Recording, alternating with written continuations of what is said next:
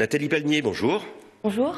Alors vous organisez demain un café-débat intitulé « Prostitution, quel modèle pour la France ?»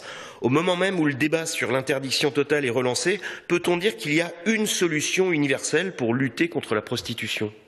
Non, il n'y a pas. Je dirais qu'il n'y a pas juste une solution. Comme on peut le voir en Europe, différents modèles sont appliqués. D'un côté, on a donc l'interdiction totale, l'abolition, et d'un autre côté, on a la régularisation, la légalisation entre guillemets de la prostitution. Est-ce qu'il y a un modèle qui marche mieux que l'autre et pour quelle raison ? Honnêtement, les deux modèles marchent plutôt bien, et justement c'est la question du débat, voir si l'abolition ou la régularisation sont vraiment une débouchés valables pour la prostitution. Alors l'Alsace connaît d'ailleurs une situation atypique en France, de par sa proximité avec l'Allemagne. On peut presque parler de travailleuses frontalières, mais dans l'autre sens. Est-ce que ça ne rend pas toute loi purement nationale inefficace ? C'est risque d'être compliqué, c'est-à-dire que si on applique une abolition totale ici en France, effectivement, les personnes concernées risquent de partir en Allemagne pour se prostituer là-bas, ce qui rendrait cette loi complètement inefficace, et c'est justement une des questions qu'on va aborder lors du débat.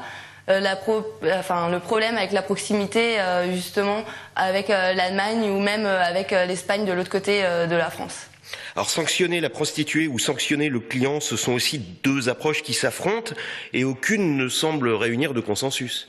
Le problème, c'est que je pense, personnellement, qu'il faut pas blâmer la prostituée ni le client, et que c'est plus un travail de fond à faire avec des personnes pour justement montrer que la prostitution, c'est peut-être pas le meilleur moyen pour gagner sa vie, et d'un autre côté, aller voir une prostituée, c'est peut-être pas non plus la meilleure des choses à faire.